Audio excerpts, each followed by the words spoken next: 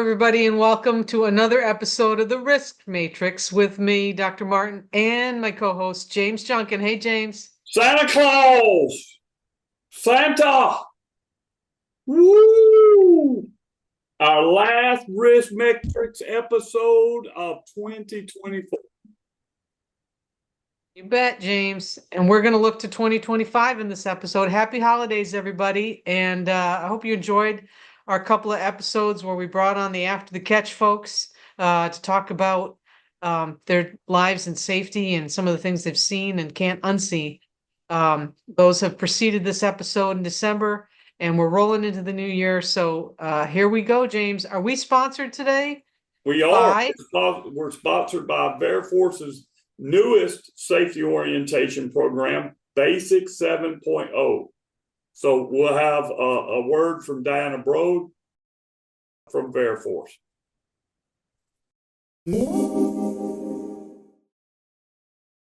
Bear Force is proud to announce the latest version of our Safeland USA accredited course called Basic Orientation 7.0. This is our flagship course that has been taken by over 1.6 million students nationwide. The newest version of this course is shorter than the last version, with condensed training and updated multimedia, but it still includes the same topics as previous courses. As always, the Safeland orientation remains with this employee through the career. It eliminates the redundancy of multiple orientations, and it stores all the training records in a single centralized database for everyone to use. Also, we offer two solutions for getting the training. You can either seek out Safeland training from one of our third-party providers, or you can send one of your instructors through our Train the Trainer program to teach your own employees. If you're interested in learning more, please contact our training sales department at 888-482-9101. That's 888-482-9101. Or you can email us at trainingsales@veriforce.com. And we're back. Thank you, Diana, for that update on the new Basic 7.0 course and how people can get a hold of Veriforce to get that done. So, James, like I said, we're looking towards 2025, right? And 2024, we looked at OSH trends in 2024 when we were in 2023, and we're going to do the same thing today. So what say you about OSH trends? Well, I think it's important for safety professionals to keep up with what's going on in the world of occupational safety and health. And there are a lot of changes that are happening when you think about staying up with the latest trends in technology, the latest techniques involving, risk mitigation. Then we got regulatory compliance. And so there's a lot of things for safety professionals that they need to do to stay current in order to accomplish our mission of bringing workers home safe from high hazard jobs, right? So this is just something that we put together, Dr. Martin, you and I, to start spurring the conversation, or at least some thought processes with safety professionals on what to look out for in the next year. The coming year. What are the trends, right? So we've talked about this, James, and there's 4 key criteria that influenced how we looked at these OSH trends between the two of us, right? First was impact on worker safety, right? The trends that we're going to talk about today, they're based on the potential to impact worker safety and health in 2025, and they have the highest potential for harm and illness. So that was given priority. What are some of the other ones that we talked about? Key criteria. A lot of regulatory changes coming up, not necessarily from the OSHA standard perspective. We know we got the heat stress proposed standard that's out there. But hey, how are court cases and the actions of the Supreme Court going to impact OSHA enforcement, new OSHA regulations, etc.? So that's a top of mind when developing these trends. Okay, this is my area of interest, or one of my areas of interest. It's technological advancements. Technological advancements are going on all the time. We've got AI, we've got robotics, we've got information technology, and all kinds of things that are coming in, cybersecurity. So those also were prioritized as we tried to look at what the top 10 trends were for what you should be keeping on top of in 2025. And then there was one other criteria, right, James? What was that? the global trends that are out there, when you look at a company like Veriforce, and as it has grown to address the global needs, this started out as a small company in Louisiana and now is an international organization that spans from APAC to North America, South America, all across the globe.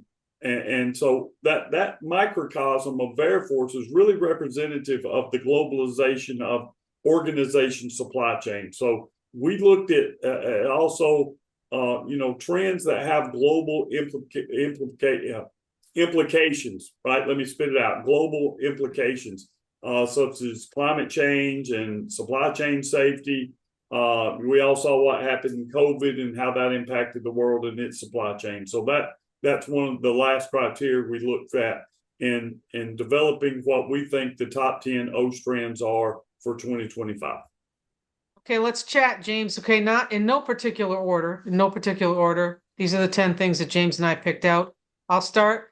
AI integration into OSH. How is that going to affect us in 2025, James? Not a day goes by that I'm not talking about AI in some form. AI is dominating the technology sector. You see it integrated in your phone. You see it integrated in your email. It's just the next step is integration into how we do our safety jobs every day, right? AI has become a safety catalyst. So I think where AI is the most effective is that it's able to free up the safety professional to do what we do best, which is in the field with the workers, with the employees that are exposed to hazards, because it's able to give us things like predictive analytics that we used to have to do by hand. Yep. There are so many things that some of us remember that, James. Some of us remember the doing it by hand. And it wasn't pretty. And some of us older hands, are afraid of technology. We don't know how it really works. We don't want to do it. Part of it, we just don't want to put the effort in to learn. And that's a mistake, because I've embraced the AI applications in safety.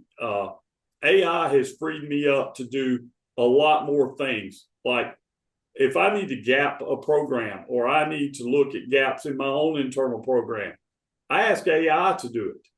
If I need to look where I've missed something in a safety management system, I'm able to go through and say, AI, compare this to, ISO 45001 and tell me where my gaps are in that. I think that's fabulous from the administrative side of safety. But we're also seeing real-time monitoring of worker conditions. Remember our guest, what was it, Dr. Baker, a few weeks ago, talking about the drone technology. And not only we got pictures, we've got able to feed those pictures back into an AI model in real time to point out high risk activities or high risk behaviors or safety conditions on the site. Information modeling. Yep. So let's move on. Number two okay. On the list in no particular order, heat illness prevention standard that is coming, right? There's a trend in heat stress, whether you want to admit it or not, rising temperatures, and there's a lot of emphasis on heat-related illnesses and fatalities in the workplace, and OSHA's got a response for that, and it's coming. OSHA has a standard that has not been implemented yet, but it's very similar to CalOSHA, and we've written extensively about that. So where is that going to impact workers and companies throughout the United States? Instead of having a generic heat stress or heat injury illness prevention plan that's kind of vague, you just got to put some things in there that we see in a lot of policies and procedures now, like stay hydrated, things of that nature. This one's got teeth. It's very much modeled off the CalOSHA standard. There's acclimatization periods. There action points and temperatures where you have action levels, where you have to start doing preventative measures. There's training. So there's a lot more that goes into this in the heat illness prevention standard that's coming out from OSHA. Now, not taking sides in that argument, but that argument and that standard may come under court review. It's most likely to face litigation in 2025. And how that gets resolved, whether there's an ETS that comes with that, who knows? But that's something for safety professionals to look out for. But regardless of what OSHA says and creates a standard, the threat of heat for workers is real. It's real. The data supports it. You know, I don't know how we got to where we politicize something as frequent as the weather, right? But I live in South Louisiana. It's hotter now. What's causing it? I don't want to get into that debate. But the reality is our workers are experiencing heat more in the workplace than they ever have before. So you need to be prepared to address that, even if OSHA does not come out with a federal standard on the federal OSHA as we've seen proposed from OSHA right now. Yep. And clients are looking at this, James. Both you and I have clients that are looking for these plans, looking for industrial hygiene help, looking for plan help. And so if you need some guidance on that, reach out to James or myself, and we can get you started on that. So the next one, remote worker safety. You know, we've gone remote in a lot of things since COVID, right? And a lot of people haven't returned to the workforce. We do know that we have a remote workforce in the field anyways. There's new challenges, right? We have ergonomic risks, we have mental health issues we have to deal with, cybersecurity threats, right? And we also need to be able to keep track of lone workers, remote workers in spaces that we never thought they were going to be lone before, right? Because we're sending less people into the field to do the same amount of work. So remote worker safety is a big thing to be looking at coming up. You know, that was my first article I ever had published, was called COVID-19 and Ergonomics. Wait, what? And I was inspired to write that during COVID because I was doing a tremendous amount of schoolwork and I was doing a tremendous amount of writing a special program for Veriforce at that time. And I was doing it from my kitchen table in a straight back chair, and my back was killing me. It was killing me. And I was out in front of the house here, walking up and down the driveway, trying to stretch it out and smoking, and got to thinking the implications of this for people who are now working at home. So, you know, ergonomics in the workplace, we normally think about that as something we do in the office or in the field, but not in somebody's home. And now that we've switched to a remote workplace, it's challenging, but people are spending a lot of time in Zoom meetings, team meetings, GoToMeeting, whatever, behind the screen. And what's that doing to them from an ergonomic standpoint? It's one thing to say, hey, we're going to buy you an ergonomic chair. But if that chair is not adjusted to that person's workspace and to that person's individual body build, it's really not an ergonomic chair, right? It's an ergonomic chair when it's customized for you. So those are things to think of, because what I foresee is potentially you could have workplace injuries from people at home, particularly ergonomic injuries, right? So understand we need to protect the workers when they're working, including those workers that are working from remote locations and in home environments. Okay, I think we covered that. Let's move on. Mental health in the workplace is our next one. Ooh. The impact of mental health on workplace safety cannot be denied. We're looking at psychological safety. We're looking at mental health preparedness courses, recognizing signs and symptoms in other people. We know that mental health sometimes increases the risk of accidents and injuries from experience now, and it also decreases productivity and morale, right? And also, you know, results in higher turnover rates. So mental health is a big focus, has been a big focus for the last couple of years anyways. There are mental health courses out there, mental health first aider, which is more popular in Europe, but is becoming more in vogue in the United States. But you know, when it affects your productivity and how work gets done, and if work gets done, and if it gets done safely, mental health can be involved in that, and people should be taking a hard look at it. You know, I think it's time to get rid of the stigma of mental health. And we'll talk about people's physical health all day long. We never talk about mental health enough, or it's just a slide or just something that we bring up. So for safety professionals, the OSH trends in 2025, looking at mental health, workers are demanding it. They're demanding it, and we need it. And we've seen, based on the suicide rates in construction, that that is a hazard that we need to address. So as a safety professional, knowing that's an emerging trend, I need to be thinking about, how do we do that in our company? Employee assistance programs. That's something I was talking to a colleague yesterday, just called me about it. Huge organizations have employee assistance programs that can help with all sorts of issues: drug, alcohol, counseling services, and even mental health services. But if I'm in a small company, where do I go to get that help? So there are resources within your state. There's some federal resources. It may not be perfect, but when we're talking about a person's mental health, some help is better than no help, right? Some help's better than no help. So one of the first things I like to think about is training workers, training my staff.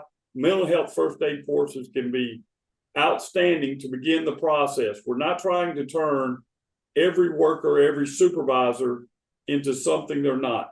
Leave the mental health professionals to do what they do. Mm-hmm. They're trained to do that, right? That doesn't mean we shouldn't be prepared on our end to notice signs and symptoms, right? One Absolutely. Of the other things that one of my client is doing along with that is they're training their workers in drug recognition and Narcan use, right? Because we're having a higher incident of mental health problems and drug overdoses. So Narcan, if you haven't trained in Narcan use, it is publicly available, and you can get that training for free through the National Safety Council. So that's just a side mention. Okay, Absolutely. James, this one might save somebody's life. All right, let's move on to probably the most complex one, and a lot of people have opined about this, and that is the Chevron deference ruling. I'm going to let you get at that, James. You go ahead and get at that. All right. So this case, the Supreme Court striking down the Chevron deference ruling, or the Chevron deference doctrine, really comes back to how governmental agencies implement their enforcement of regulations, right? So the Congress empowers them with certain powers, then they create regulations, then they enforce them. So what Chevron has said is specific powers not directly regulated to the agency from Congress may not be enforceable, right? So this may impact certain new OSHA regulations. It may impact, I think it impacts more EPA and other type organizations like that than it does OSHA, right? But there is going to be some impact related to this. That's why I'm hesitant to say that federal OSHA's heat illness prevention standard, heat stress standard, whatever you want to call it, that might get struck down, or it might get curtailed and be outside the authority of OSHA in certain elements of the standard. So what are you going to see? Increased legal challenges to OSHA standards. But here's what I tell safety professionals. Your number one responsibility is to protect your workers. Don't get hung up in all this, what Chevron deference means. That'll work itself out. You still have to protect your workers, right? Identify hazards and protect workers. Stay attuned to what the legal challenges may be. There's a potential for weakening of regulatory enforcement, but still understand OSHA is one aspect of that enforcement. There are state laws, there are federal laws. You're responsible for protecting your people. If you get people seriously injured or killed, you're going to end up in a courtroom someplace because you have a duty to protect your workers. How you go about that, that's where OSHA regulations come in. So, look, be a strong advocate for occupational safety and health, for protection of your workers. Stay tuned to what's going on with the Supreme Court and as cases go through there, and just understand that this court is already held. OSHA's not going away. It's not going away, but there may be certain tweaks to certain standards. if you remember, Dr. Martin, a few years ago, the ergonomic standard under the Clinton administration, right? Went through all that process, whatever, and then guess what? Administration changed, the ergonomic standard went away. So you could see that with some emerging standards, but I would not get all wrapped up into what's going on at the Supreme Court level. You need to worry about your workers at the field level and getting them home safe from high hazard jobs by identifying hazards and putting proper controls in place, right? Yep. All right, number 6, again, in no particular order, emerging technologies. We mentioned this kind of with AI. We've got automation and robotics, artificial intelligence, the Internet of Things, cybersecurity risks. What are the benefits of using these technologies and or not using them? And how do we get trained to use these technologies, right? Because workers are going to be presented with a lot of different software as a solution. And there just needs to be, I think, a whole lot of collaboration between industry, labor, regulators, and management to get workers up to speed if they're going to start putting these things into place. The last thing you want to do is choose a technology, right? And have it be an emerging technology and then not do the right training and the right implementation to make it do what it says it's going to do, right? Everybody's quick to run to get a software as a solution or implement the newest and latest and greatest tech. But if you don't do it right, then you might as well not have it at all. You might have been better with paper and pen or doing simple observations. So just make sure if you're going to choose some of these emerging technologies, and again, we're not going to go through all of them here. If you're going to choose these, make sure you do your due diligence, both in the selection, but in the implementation and in the monitoring and further use stages. Budget for the training of folks on the technology buy. Too many times in my career, what I've seen is people buy software, they send it out to the field. None of us know how to use it. None of us want to take the time to figure out how to use it, so we don't use it. It just exists, and it's the intended goal does not get implemented, right? We don't get the benefit from the software. So you got a budget to train people how to use it. So AI, for example, I just got Chat GPT, and I said, I don't even know how to use this thing. And one of my buddies said, ask Chat GPT to teach you how to use Chat GPT, and it'll do it. And it did, right? So it probably doesn't need to be that simplistic, but as we get to more automation and use more technology, workers have to be trained. So you got a budget for that. You got to have some time allocation for that. And there's a lot of amazing things that are changing every day. And we've spent a bunch of time talking about AI, but AI is only one part of it. All right, number 7, again, in no particular order, COVID long-term effects. We're still feeling it, James. I know a lot of companies have had a hard time deciding whether or not to go back to the office in many cases, and seeing whether their workforce can really truly work from home, which I think a lot of workplaces have proven that there's no real reason to be in the office and can cut some costs there. But there are some downsides, right? There's stress and anxiety from being home, not being connected to people. Culture is a real hard thing to put across when people aren't in connection with each other. But we continue to adapt, right? So we can't downplay the fact that COVID's long gone, even though it feels like it a little bit, because we're not in that crisis mode anymore and dealing with it every day. But there are some long-term effects, and they're not just health effects. They're how people do work, how people go about business. What are the mental health effects of that? And how do we create corporate culture or organizational culture when everybody is so dispersed? So that's really all I have to say about COVID the long-term came out, effects. 2020, and we're 5 years outside of COVID. So we have a conditioned workplace where people are now have adjusted to working from home. It was a big shock. I got to set up computers, get me some place, and all that other stuff to be able to work.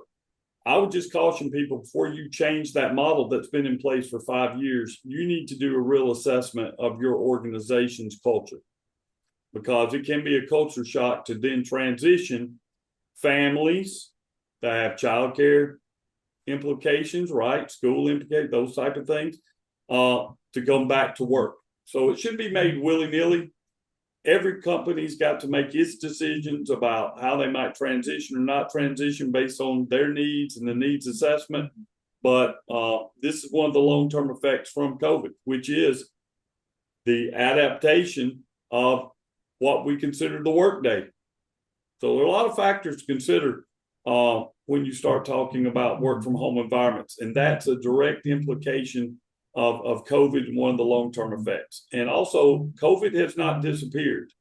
I know we don't talk about it much, but we're getting back into flu season, which also means COVID season. Make sure you got those type of protocols in place to be able to protect the workforce and continue to adapt to what now is, quote unquote, the new normal. Okay, what's up next on our Worker list? empowerment. Worker empowerment. And this is one of the, I think also, Dr. Martin, this is one of the effects of what's transpired post-COVID. You know, workers feel more empowered. They want more training. They want more education. They want flexibility. They want to be recognized. I mean, what's social media all about? Social media is all about recognition, right? I post something, I want to see how many likes I got. And if I think it was real witty and I don't get any likes, I'm like, well, I ain't not getting any likes. People don't like me anymore. So how do we go about empowering the workforce from a reward standpoint that recognizes and rewards safe behaviors, right? So I think the workers have more power than they've ever had before in the workplace environment. You agree with that? Would agree with that. I think we've been trying for years to empower workers. I think now we've come to the necessity of empowering workers because we are so dispersed. Again, from our last number on the list, because of COVID, right? Because we're remote now. So we really are in that sweet spot of we must empower workers, and doing it is an everyday job, right? It's not just putting in place a little program and trying to give recognition for that, but it really has to be a conscientious effort and coordinated effort of different activities that bring on a stronger organizational culture. And if you're, this is what I find extremely challenging because, you know, workers that are in the field are together, but executive workers tend to work from home now. And we have less time to collaborate. We have less time to get together. Administrative support is not on site in the building anymore. It's spread out all over the country, people working from home. So don't forget those workers and how we involve them. It's easy to become disconnected when working from home. You know, if we're working in the same building, you and I see each other at the water cooler, Dr. Martin, we can go to lunch together, we can do those things. But when we only connect through technology, you know, I think that can hurt your organizational culture. It certainly, you don't recognize people as much. You may not be rewarding people for their efforts as much. So look, that's something to think about as a trend. Workers demand that going into 2025, and that will help build a stronger organizational culture, right? So worker involvement, worker empowerment, worker participation is all a hallmark of a functioning safety management system. But you may have to be unique in your approaches because of the work from home environment and the gap between the field workers who are implementing the work and those who are planning the work. Let me lob you this one, right? Number 9, our penultimate one on the list. Ensuring safety across the supply chain, which is in many cases a global effort, right? I mean, this is what you're writing. You're writing about supply chain issues, about contractor issues, subcontractor issues in your doctoral dissertation. But how do we ensure safety across the supply chain? I don't know. I mean, I think, we got regular audits and inspections. We've got robust pre-qualification and supplier safety programs. What else? Well, I think one of the things that makes it easier to have safety across a global supply chain is not to get caught up in all the individual regulations that are within your downstream suppliers, vendors, et cetera, across the globe. Have what you expect.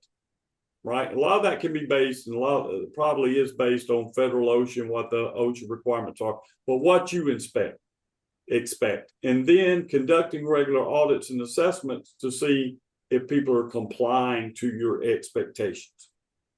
And that is a key component. If you're not assessing, if you're not auditing, if you're not going to see, are people doing what they say they do, which is kind of the heart of my dissertation, Folks will lie. They will misrepresent. And the picture that you have from a risk standpoint is not the reality that we have in the field. So you keep people honest by conducting regular audits, regular site inspections, having a process in place, collecting the data, having some metrics across your supply chain. And that includes, particularly when it comes to ESG considerations, those that may be in other countries. Thank you. Number 10, data privacy and cybersecurity. Okay, look, I deal with this a lot, and in construction, which is my primary area of consulting, and I'm sure you do in oil and gas too, right? We've got remote work sites, we've got lots of work sites within a company, and data is going back and forth every day. We are modeling our construction projects right down to the floor and the locations of things and all that kind of stuff, and that's being transmitted. So one of the big areas in safety right now is that implementation of cybersecurity, along with those programs and software as a solution items that we put in place, right? People's data and companies' data should be private, right? And we have an obligation to keep that data private, which brings in our cybersecurity concern, right? There are a lot of regulations now that are coming in globally for cybersecurity. We've seen big data breaches and shutdowns of pipelines and other utilities by hackers, right? We've lost confidential information due to breaches, and that ends up with financial losses and damage to reputation. Okay, so here's the thing. Be aware of cybersecurity. Make sure you plan for it in all of the things that you're doing where you're transmitting data back and forth, even if it's just from one office to another, right? Act of transmitting that data or putting that data into the Ethernet, your ether world, or whatever you want to call it, right?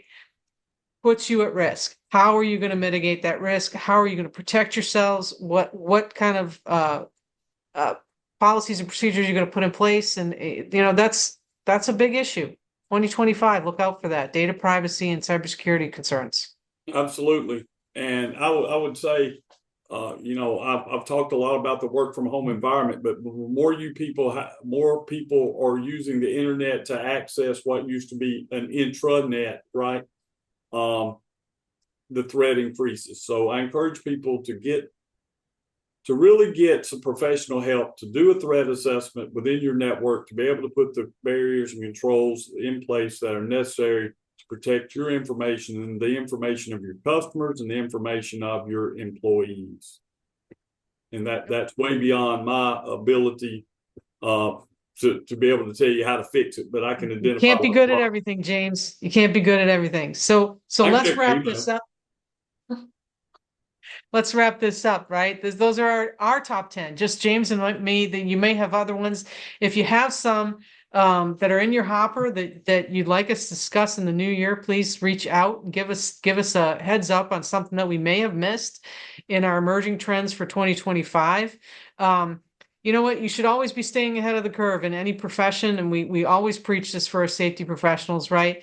You should be continuously learning, looking into these things that we mentioned, looking into new things that maybe we have not thought about, right? You can learn about these things at conferences, webinars, networking with other safety professionals, which James and I are huge proponents of, right? And stay updated on the latest research and best practices, right? That takes time, right? It also takes effort. So don't stay stagnant, because these things are going to pop up on your radar in 2025, and we don't want you to be surprised by them. Absolutely. And so I want to echo the first thing that you said in this segment of the presentation. Continuous learning. Continuous learning. So you want to stay ahead of what's happening in 2025, 2026, be a passionate learner, and you got to budget time for that. So there are a lot of conferences coming up. Go ahead, and since this is budget season, reach out to who you're accountable for within your organization and make sure you budget for that. If you want to go to NSC, you want to go to ASSP, you want to go to the OSHA Oil and Gas Conference that's this year, make sure you've got budget allocation for that, because it's particularly important to be able to hear from other people and increase your networking opportunities, because that will help bring workers home safe from high hazard jobs. Right on, James. Way to wrap it. So James, What do they do Look, if they Happy like to New listen to us? Year, Merry Christmas. This is the last episode for 2024. Dr. Martin, you've been amazing. I've enjoyed being your sidekick on this podcast. Who's the sidekick? I'm the sidekick. I'm the sidekick. So I'm the sidekick, right? Santa drives the sleigh. Hey, Santa does drive the sleigh. I got no sleigh in reindeer, but I got a big black Cadillac. That'd be awesome. Elvis Presley, my favorite Christmas song. But anyway, we hope you enjoy the holidays with your families, much deserved time off, and that you are able to get back to work safely when we return from your holiday break. The break time's a good time to go back and to listen to other episodes of the Risk Matrix, baby. Go There back. are over 70 of them. Over 70 episodes spanning all types of topics, all types of guests. They're very interesting. You can find them on our YouTube channel. They're at VeriForce's YouTube channel on YouTube. You can find us on Spotify. We're on Spotify. Can you believe that, Dr.? We're on Spotify, right? So go over there, hit that like button, smash that subscribe button, and you'll get notified when new episodes drop every Tuesday around noon Central Time. You can also look for us on LinkedIn. But thank you to all of our listeners. Thank you for what you've done to bring workers home safe from high hazard jobs and Roll Tide. roll tide. See you on the other side of 2025, baby. Out. Peace out.